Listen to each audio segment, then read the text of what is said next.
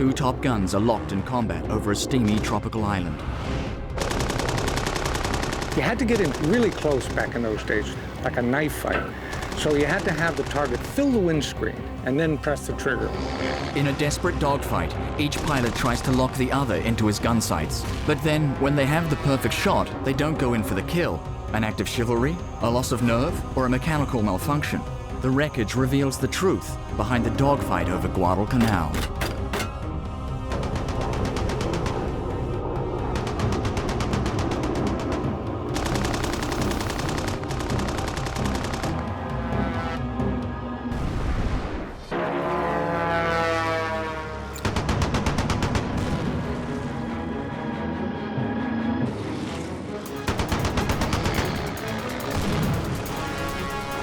In the skies above Guadalcanal, two fighter pilots duel in a legendary dogfight of the Second World War. It was one of the epic air battles of all time, eyeball to eyeball, gun to gun, aircraft to aircraft. This is the high noon of the Pacific War, a showdown between each side's frontline fighter.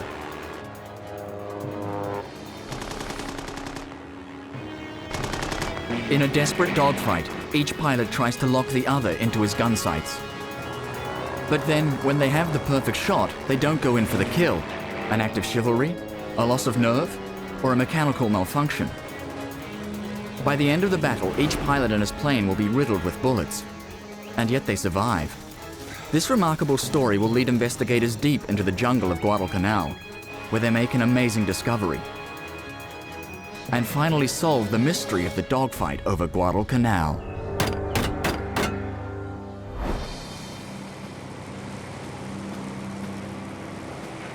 During 1942, two rival fighter planes fight for supremacy of the skies in the war over the Pacific. The Japanese Imperial Navy's Zero and the US Navy's Wildcat. When the planes meet over the Pacific island of Guadalcanal on August 7th, it becomes an extraordinary test of man and machine.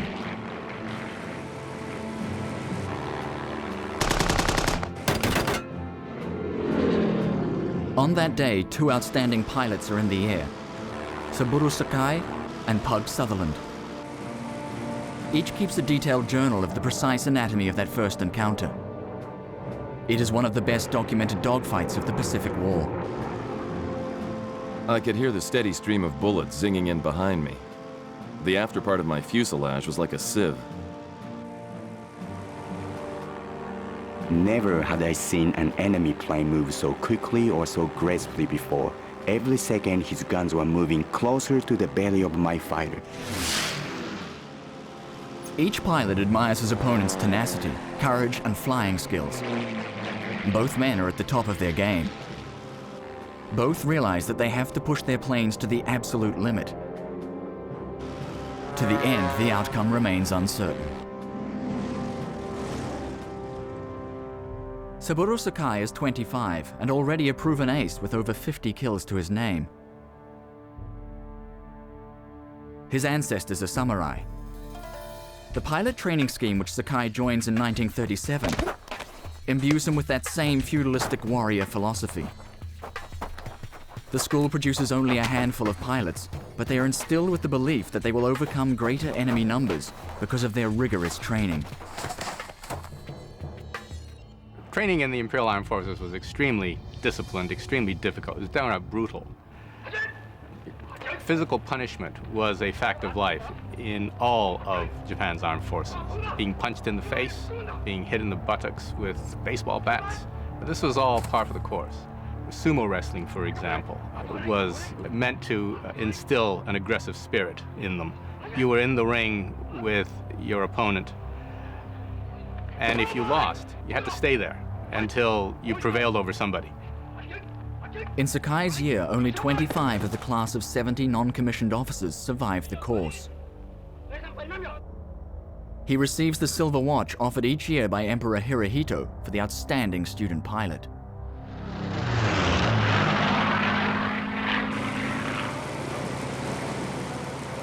Sutherland comes from a very different background. He is trained at the US Naval Academy as an officer and gentleman. He has always wanted to fly from aircraft carriers. A fellow Naval Academy cadet and friend who remembers him well is David Richardson. Pug was an excellent pilot. Pug, of course, means pugnacious. And he had been a boxer at the Naval Academy, very aggressive type, very competent, very cheerful individual, a lot of fun to be with. Like Sakai, Pug is determined to succeed. His skill at avoiding punches easily translates to ducking and diving in the air, and he becomes one of the best shots in his squadron. But unlike Sakai, he has no combat experience, and he is desperate to engage an enemy. He won't have long to wait.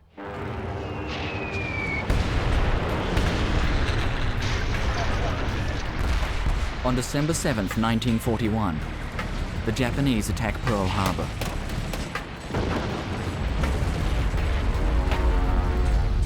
On that day, Saburo Sakai is escorting a squadron of Japanese bombers on another mission to destroy US military bases in the Philippines. When American fighters launch a counterattack, Sakai shoots down and claims his first American kill. While Sakai is shooting down Americans in the Pacific, Pug Sutherland is 5,000 miles away on an aircraft carrier patrolling the Atlantic. But with the declaration of war, it is not long before the United States is scrambling to deploy troops in the Pacific to counteract the Japanese onslaught. In June 1942, the Japanese start constructing a landing strip on the island of Guadalcanal in the Solomon Islands. Japan will soon pose a threat to the Allied shipping lanes between the United States and Australia. So the American command decides to launch their first major counterattack.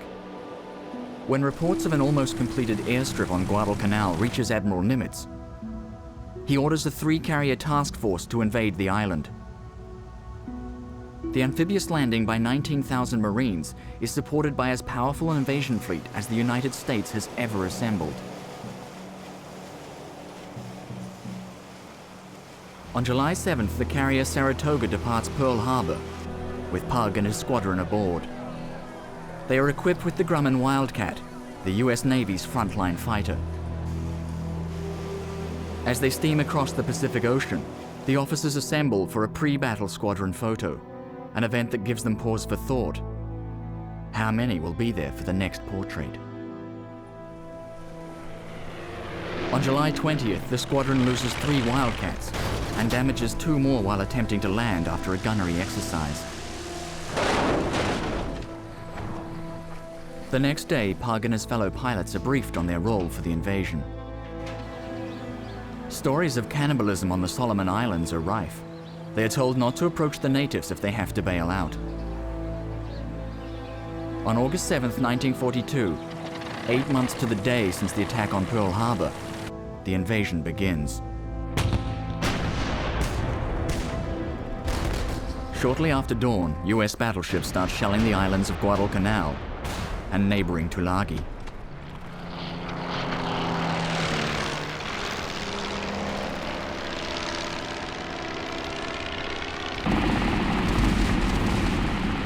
But the US invasion takes the isolated Japanese garrison by surprise.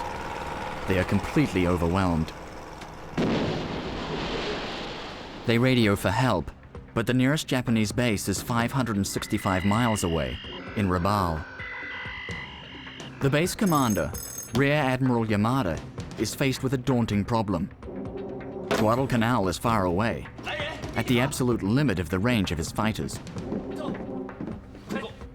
Nevertheless, he orders Sakai and 17 of his fellow pilots to get ready to fly there. We checked the distance from Rabaul to Guadalcanal. It meant a round trip of more than 1,100 miles without allowance for combat or storms, which would consume fuel in prodigious quantities. As Sakai recorded in his journal, it was to be the longest sortie he had ever been asked to fly. It looks like a suicide mission. But the fabled Zero's lightweight design makes it amazingly fuel efficient. The US Navy had nothing like it.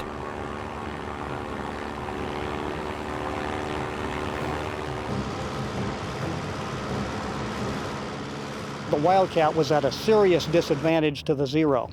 Without drop tanks that would fit under the wings, the Wildcat had a typical combat radius of about 200 nautical miles. Now that was fairly representative of most fighters that were flying at the time. But we knew almost nothing about the Zero. It could fly one way, 500 to 550 nautical miles, engage in a dogfight, and return to base all on one tank of gas. And consequently, when Zeros were showing up so far from land bases, the Americans drew the logical conclusion that the Japanese had more carriers than we thought they did. In creating a fighter that operates in the vast Pacific theater, the designers of the Zero have had to make some compromises on safety. To find out what price Japanese pilots had to pay for the Zero's long range, former fighter pilot Ralph Wetterhahn meets Saburo Sakai's biographer, Henry Sakaida. You'll notice here, it's like, a lot of GIs, when they came upon crashed Japanese Zeros, they'd take their jungle knives and they would cut a panel out to bring home. These things were just like tin cans, sides of tin cans. I also understand that to save weight for this long-range mission, they wound up stripping the aircraft down of every non-essential item, including the radios, which for a fighter pilot, a radio is pretty darn important to give warnings and to coordinate attacks. The Japanese Zero radio was very, very inferior, and so what they would do is they would just yank that out of the airplane, and they would try to just get rid of any weight they figured was non-essential. Ralph's keen to learn about the Japanese attitude towards protecting their pilots, from Imperial Navy historian Sam Tagaya.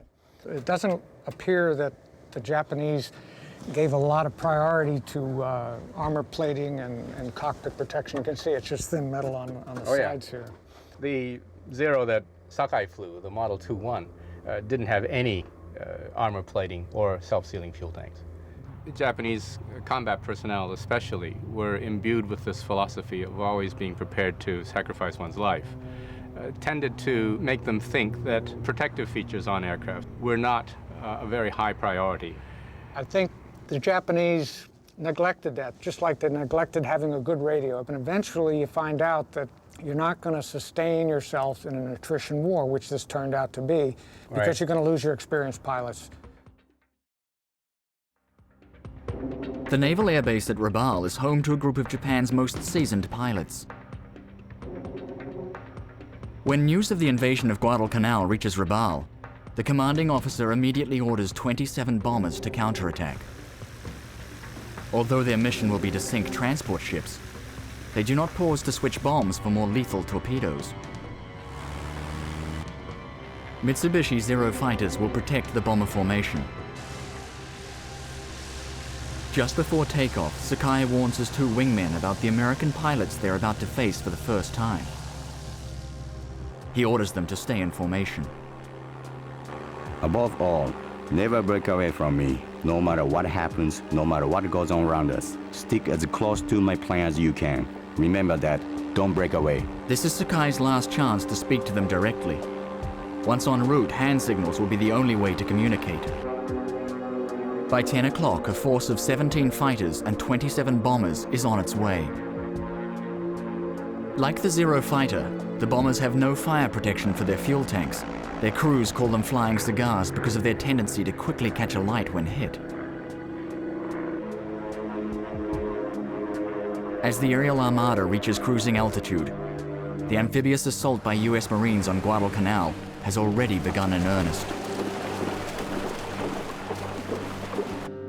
Below decks on the Saratoga, Pug's team receives news that a large Japanese force is approaching. Fellow pilot David Richardson remembers their reaction. Were we afraid? Did we have a sense of fear? No, that isn't the part. You fly your airplane. You focus on what you're doing at the time. You really don't think about life and death. What you think about is how do you fight your plane. Pug has only 8 Wildcats under his command to intercept the 27 Japanese bombers.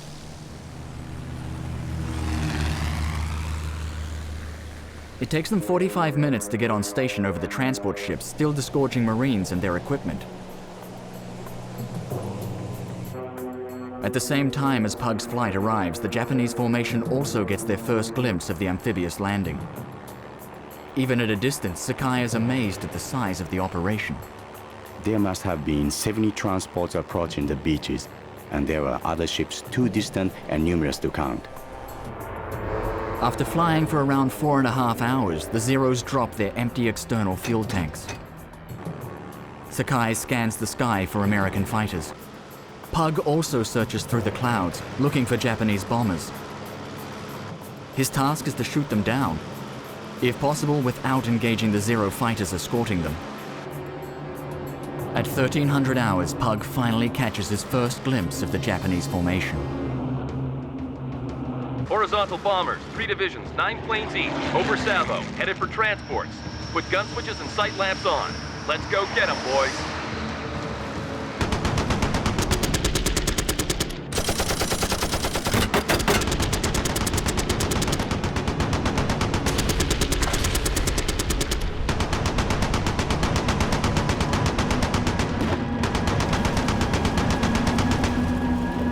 Pug shoots down the lead bomber and scores the first American success of the air battle.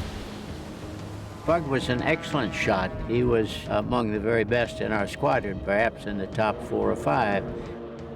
Anything that found itself in front of a Wildcat with its .650 caliber machine gun was in very deep trouble. The recoil is powerful. Physically slows you down. It's as if you were flying into a brick wall. Despite taking some hits, Pug destroys the bomber. But he is now a marked man. The Zeros are onto him, and he needs every trick in the book to fend them off. Although the Wildcat would win no beauty contests and lacks the rate of climb and acceleration of the sleek Zero, it can dive faster. Tactics were soon devised to exploit this advantage. The United States naval aviators used boom and zoom tactics. They would get the Wildcat as high above the Zero or a Japanese formation as possible, shove everything forward full throttle, make a high-speed dive, shoot, pull out, use the momentum from that dive to zoom climb to the perch again, and if they were in a position to re-attack, that's what they would do. Because the bombers were so close to their target, Pug had no time to climb and attack them from above. Sakai watches in dismay as every single bomb crashes harmlessly into the ocean. It was obviously stupid to try and hit moving ships from 4 miles up. I could not understand the failure to use torpedoes which had proved so effective in the past. After the failure of their mission, the Japanese bombers turn around for the long journey home. Disappointed that they have not hit a single ship, Sakai is desperate to shoot down an enemy aircraft. As he searches for the chubby Grumman-built Wildcats, he spots an extraordinary dogfight several hundred feet below him. It is Pug Sutherland, neatly evading several Zeros. Sakai is amazed at the skill of the Wildcat's pilot. The Zeros should have been able to take the long Grumman without any trouble. But every time a Zero caught the Wildcat before its guns, the enemy plane flipped away and came out again on the tail of another Zero. I had never seen such flying before. 2 of his assailants are Sakai's wingmen. Seeing how the Wildcat is exploiting their inexperience, Sakai signals that he wants to join the fray. He dives in and fires a burst from long range. Pug immediately retaliates by climbing towards the belly of Sakai's Zero. The historic duel has begun. Sakai tries to throw Pug off, but he matches the Zero turn for turn. We held to the spiral, tremendous G pressures pushing us down in our seats. A great film seemed to be clouding my eyes. As the jungle of Guadalcanal rushes towards his fighter, Pug pulls out of the spiral and climbs into a loop. This is a mistake. A Zero easily outturns a Wildcat in such a maneuver. I went right after him and came out on his tail.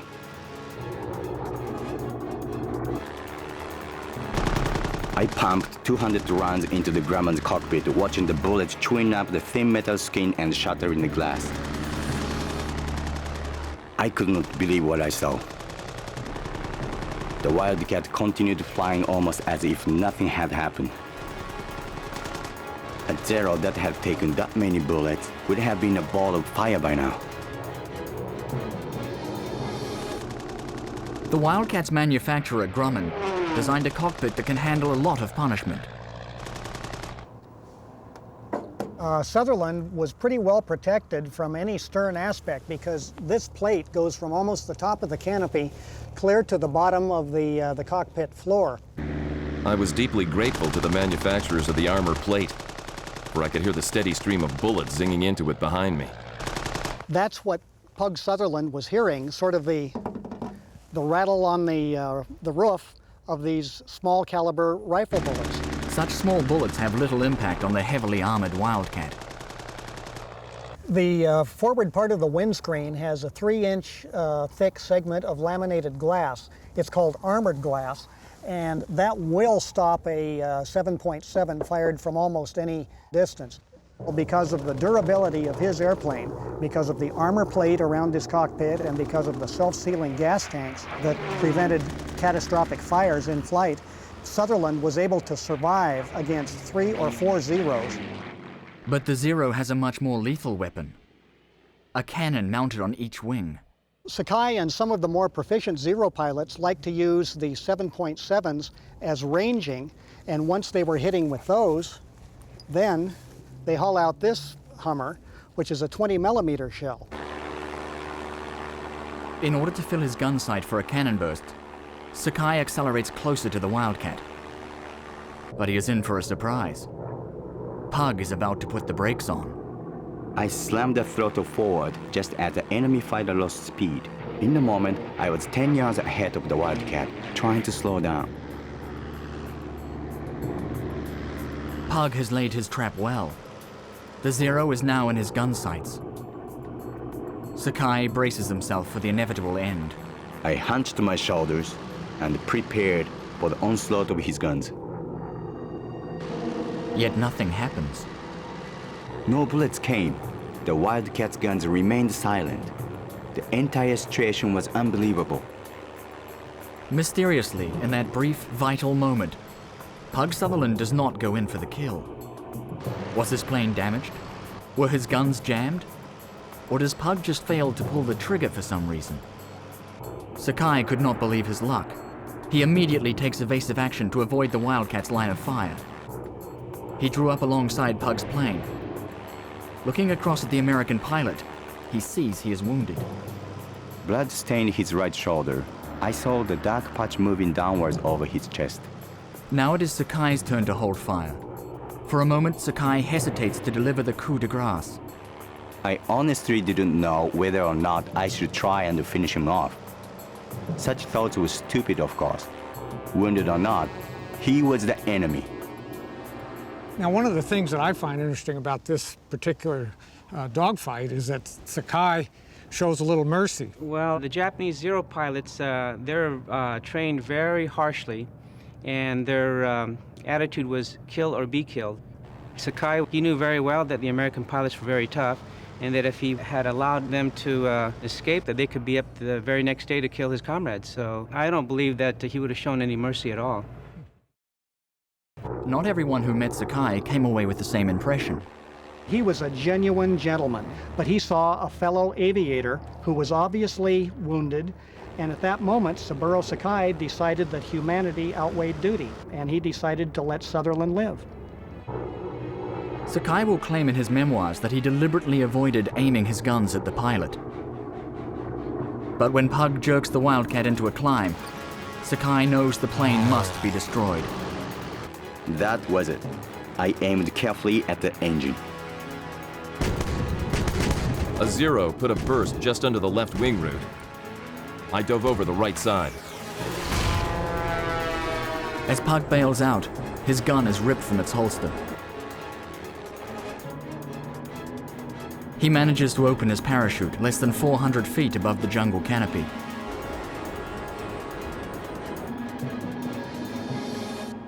As he falls to earth, he sees his plane explode.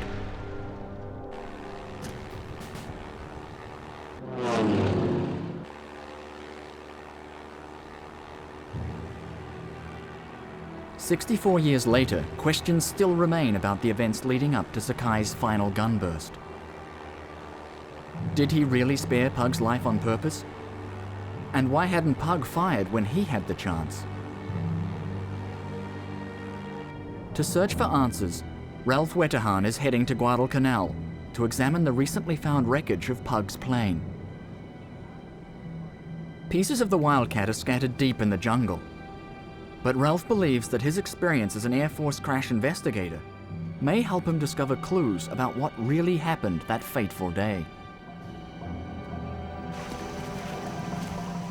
I think the important thing for me working my way through the story is to get inside the minds of both men. By confirming certain aspects of the story, of which there are many different versions, we can find out how they really thought and how they really acted and what really transpired in those moments over Guadalcanal and on the land. Ralph has heard reports that a local man, Edlon G., has found wreckage that could be Pug's plane. Hello, I'm trying to find Edlon. Do you know Edlon? This is Edlon's village. Success. Thanks a bunch. I appreciate it. Enjoy the water. Got a truck. The man with Edlon is Justin Talon. Justin has devoted his life to tracking down World War II aircraft wrecks in the Pacific. Hi. Justin? Edlon? Justin Taylor. Nice to meet you. Welcome. 2 years before, Edlon led Justin to a wreck site 2 hours from the village. Can you give me some details? Justin took some pictures of numbers on the plane to confirm its identity. Yeah, well, that's the tail. So this is taken from the actual wreckage, huh? That's correct. You can see here, it's the light blue colored paint of a U.S. Navy aircraft from World War II, the stenciled Navy, and below that, the airplane's bureau number, in this case, 5192. Have you traced the tail number back to find out the history of it? Yes, without a doubt, this bureau number makes it an airplane flown by a pilot named James Sutherland. To locate the wreck site, Ralph, Edlon, and Justin must go on an arduous trek through the same jungle terrain that Pug Sutherland endured when he parachuted out of his plane.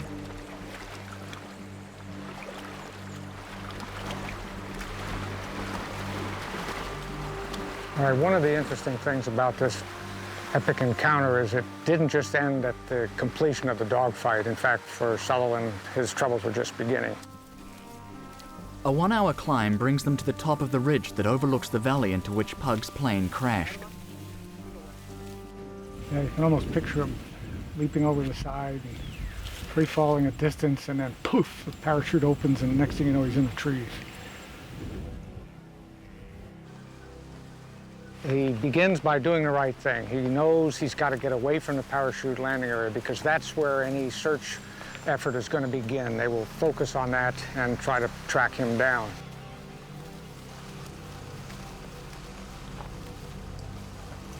But he's operating on adrenaline at that point, so all of his wounds, he's either ignoring them or not feeling them.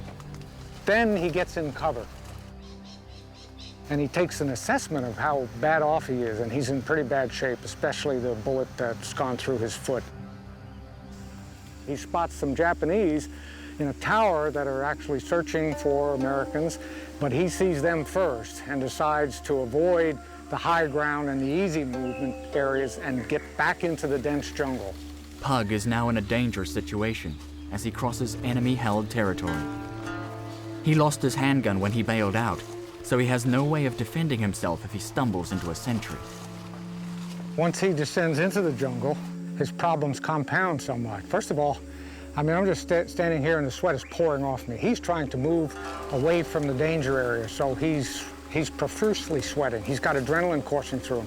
He's got to deal with snakes and insects and vines that have thorns on them like barbed wire, and the disorientation that occurs with a 200-foot canopy above him where he can't tell east from west because he has no idea where the sun is. So all of these things are hitting him bang, bang, bang, one after another, but he's making the right decisions. He's going the way that's going to keep him from being observed, and he's keeping his wits about him. For Ralph, the scramble from the ridge to the bottom of the ravine is exhausting. He is relieved when Edlon eventually guides him to a section of the stream that runs along the valley bottom. This is where the remains of the Wildcat are scattered.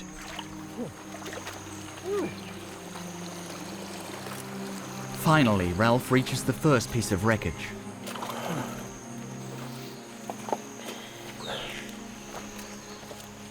Pratt & Whitney, for sure. First thing I notice is the condition of the prop here. You can see there's been battle damage, and there's clear evidence of the damage. 2 penetrations right here. The top one looks to be about 7.7 millimeter. The holes are from the rear forward. You can see the extrusion coming out on the forward side here. So this engine's seen action. In Sakai's account of the dogfight, he claims to have aimed at the Wildcat's engine. So Ralph wants to check it for signs of damage. You can see this cylinder has fallen away, and the other two are missing. If they had been blown off, you would see some deformation of the cylinder well here, and I can't see it. I don't feel any slivers of metal coming through there, but again, they may have rusted off. As I come around to the back bank of the cylinders, this one, for sure, we can determine there's been a problem. Ralph is looking at what remains of the circular bank of cylinders from the Wildcat's radial engine. He discovers that one at the back has been hit by what he believes was probably a large caliber shell. That gives a lot of credibility to what Sakai claims when he says he fired at the engine. And we have clear evidence that something very powerful has hit this rear cylinder and knocked it all to hell and gone. Everything I've seen here is consistent with the Pug Sutherland story and the Saburo Sakai story, and so that's impressive. There's a piece of history right here in front of us. But the big mystery of why Pug didn't fire his guns when he had Sakai in his sights can't be solved by looking at a rusty engine. To answer this question, Ralph will need to track down the Wildcat's machine guns. These are located in the wing that was last seen further up the ravine. Unfortunately, a large mudslide has recently come through this gully. It is obvious that much of the remaining wreckage has been swept away or buried. Eventually, the team finds a small piece of wing. Oh, Justin, I was hoping we'd find a whole lot more of the wing up here. I mean, we've got a little bit here. The wingtip, pretty evident. It's got the navigation light here. You can see the bulb, and part of the filament still exposed there. During my first visit, Edelon and I, we found the U.S. Star, the wing, and you can see from all this severe erosion that Mother Nature has carried those items further down. I was hoping to find... But as Ralph and Justin discuss abandoning the search, Edelon, the man who first found the wreckage, has spotted a crucial new piece of evidence. Oh my God. Woo! He has found a .50 caliber round from the Wildcat's wing-mounted machine gun. Okay, this is a 50, and lo and behold, it shows battle damage. I mean, this round has been hit with something, and so that explains what happened to at least one of his guns. We know Pug had at least one live bullet left. So it's really a significant find, and it makes this whole trip well worthwhile, one little bitty round that we found. Ralph is keen to search for more wreckage, but Cyclone Jim is forecast to hit the island that day. And Edelon warns that there is only an hour of light left to complete the steep ascent ahead of them.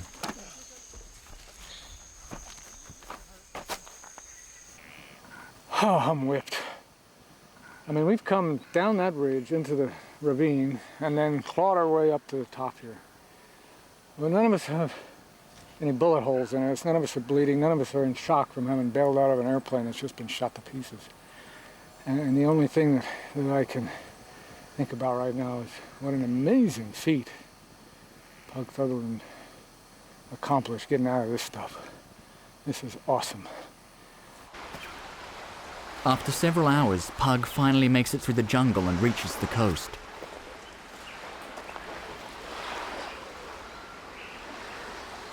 Exhausted from his trek, he collapses under a log.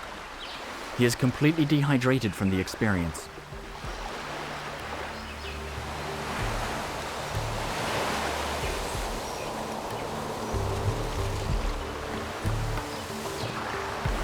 When he wakes up, he is desperate for a drink. Some teenage boys from a nearby village spot Pug and offer to look after him. One of them, Bruno Nana, still lives in the same village. Ralph is keen to meet him. This man is named Ralph. Ralph. Good to meet you. Yeah, thank you. Living history. Bruno, do you remember that morning, August 7th, 1942, here on Guadalcanal? Yes. And what did you see? American, need a plane, big plane, with small plane fighter, and big ship, boom, boom, and war, all day, all night. Despite the risk of Japanese reprisals, Bruno is determined to help the wounded airmen. Well, he was quite friendly, and he was in a lot of pain from his bullet wounds. He needed help, and he wanted me to take him to Lunga Point. There wasn't enough time to organize the trip, so we took him to our village and fed him.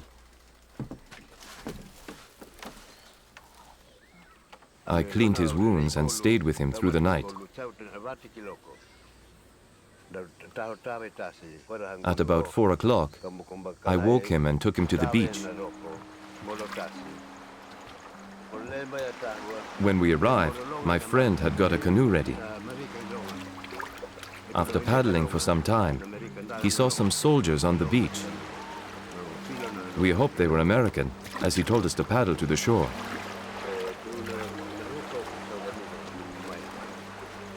The Marines asked us, "How can we thank you for rescuing our friend?" We said we don't want anything, but they insisted on giving us food and cigarettes. Unknown to Bruno and his friend, Japanese soldiers witnessed the whole exchange. As we paddled back to our village, more soldiers waved at us. But this time they were Japanese. They forced us to come ashore, then they destroyed our canoe. As a punishment, they are tied to a tree for 4 days, without food and water. We were really thirsty, but instead of water, one of the soldiers gave us urine to drink.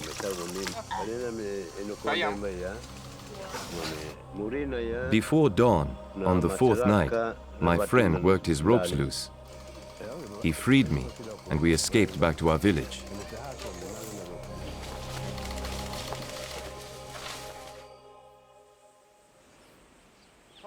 Around Bruno's village today, there are still plenty of reminders of the battle for Guadalcanal. Among many pieces of wreckage is an intact wing of a Wildcat.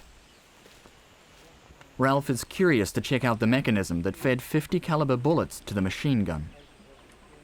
Ever since Edelon found that round at the crash site, I've been trying to piece together the possibilities that Sutherland encountered in terms of how his guns were functioning during the rest of that dogfight. Now here we have a wing of a Wildcat, and here's where the 50 caliber machine gun would be mounted. Right underneath where my hand is would be the ammunition drum that would feed 50 caliber ammunition, as I'm showing you here, through a very narrow chute. It's over a roller and through this area. And the tolerances, as you can see, are fairly tight. It's hard for me to get these rounds to move smoothly. What this tells me is that this system had very tight tolerances. Any abuse is going to give you problems with jamming. And Sutherland had plenty of abuse. In his journal, Pug describes battle damage received during his first attack.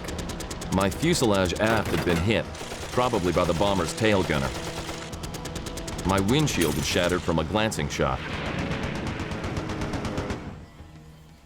Edelon has been back to Pug's crash site to look for more evidence. His eagle eyes have spotted another important find. Oh my. There's no doubt what that is, right? That's a .45 automatic, pistol. And that's the type of weapon that Sutherland had, and it's the type of weapon that, and holster mechanism that got hung up as he was trying to bail out over the side of the aircraft. That's right. So this is an amazing find. It's hard to prove conclusively that this is Pug's gun. But the fact that it was found right at the crash site is enough to convince Ralph. I'm holding the weapon that Pug Sutherland had in 1942, on the 7th of August, the opening day of the air battles over Guadalcanal. This is an incredible piece of history here. Amazing. Amazing. All right, what else have you got? Edelon has recovered more ammunition from the Wildcat's guns. And again, you can see it hasn't been fired. Yeah, the primer's still intact. It hasn't been hit by the firing pin. And now we've got 2 more rounds. And that's pretty conclusive evidence that he had significant amounts of ammo still left in that aircraft. He's very happy. On his last night on the island, Ralph carries out a closer examination of the damaged .50 caliber round found at the wreck site.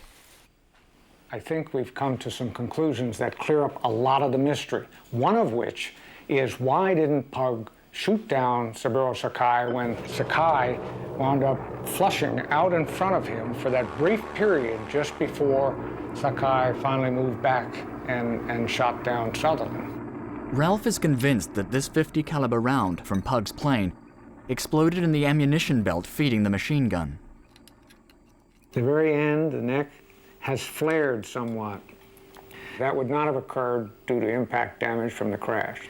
That can only occur if this round is fired outside of a chamber of the .50 caliber machine gun. So what caused this round to detonate prematurely? Pug attacked a Betty bomber, and during that attack, he came under fire from 2 weapons on that Betty bomber, a 7.7 millimeter round and a 20 millimeter round.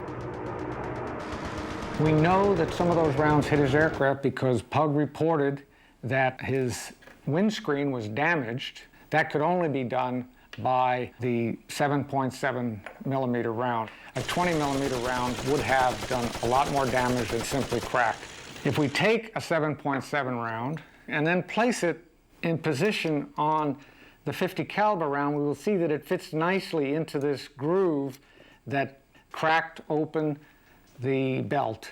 I mean, this is an amazing discovery. This really is the Rosetta Stone of the Pug Sutherland shootdown. Ralph thinks that when Pug's plane was hit by 7.7 millimeter bullets from the bomber's gunner, one penetrated his wing and caused a round in the machine gun belt to explode, which jammed the gun. Sakai was lucky. His life was probably spared by the damage to the Wildcat's machine gun. Having survived this narrow escape, Sakai could have turned around and headed home with the bombers. But he doesn't want to. This battle is far from over for him. He searches the skies for more Wildcats. Far in the distance, he saw 8 dots, and thinking they were fighters, he just pulled away from his wingman and he just opened full throttle and he went after him. And when he was about, 300 yards, he realized, uh-oh, these are dive bombers and they have tail gunners pointed at him. So it was too late to turn back.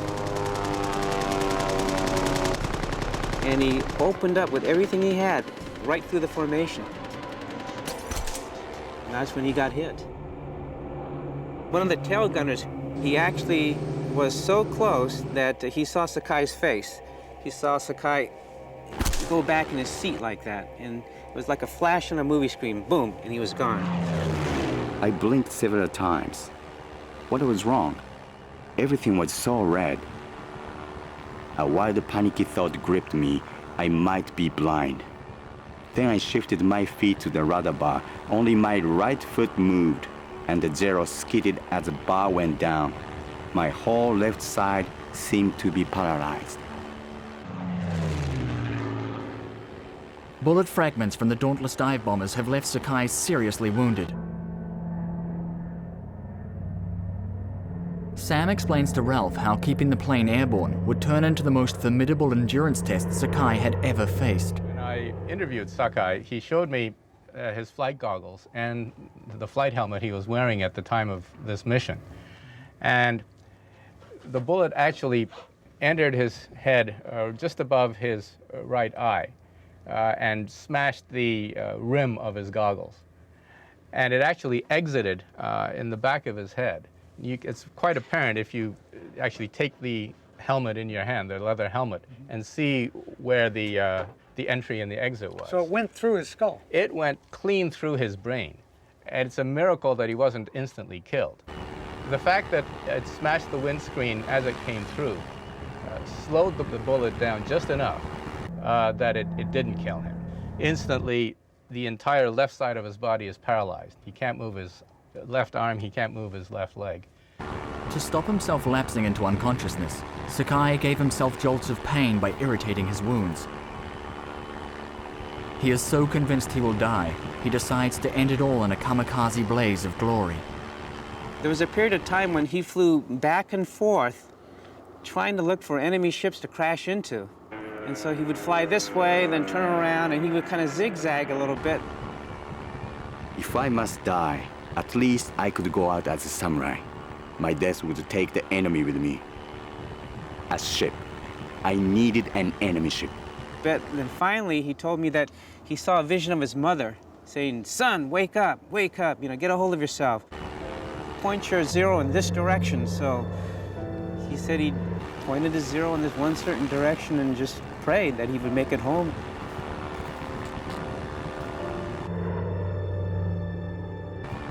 I don't think it's easy to appreciate that epic feat of airmanship that took place with this guy with no navigation instruments, no radio, other than a compass, and a bullet through his head. It's just an astounding achievement. It's one of the epic flights in aviation history. After an agonizing 5-hour flight, Sakai, blind in one eye, paralyzed down one side, and barely conscious, finally brings his plane down at the base in Rabaul.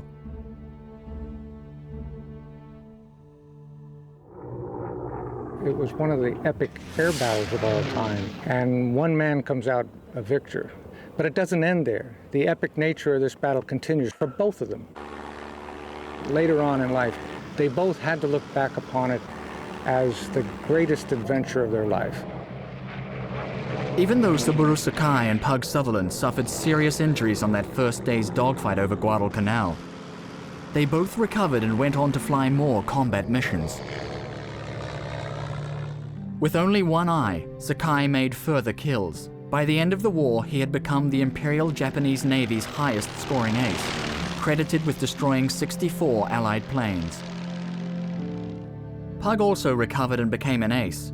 He was awarded the Distinguished Flying Cross. He returned to the Naval Academy and taught new pilots to fly.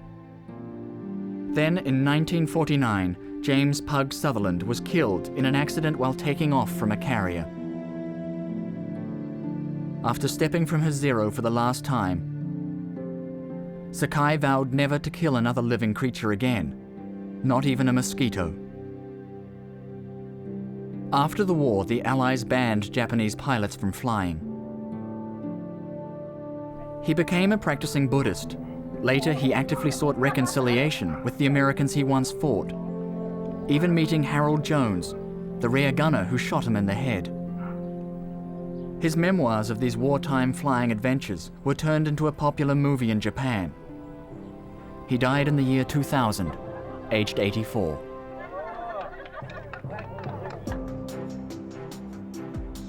Amazingly, Pug and Sakai survived their first day of dogfighting over Guadalcanal.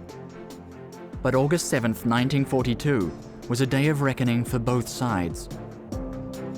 One of Japan's top guns was sidelined from the campaign, and 5 of the 8 Wildcats under Pug's command were lost. However, during the next 3 months, the fortunes of war favor the Wildcats.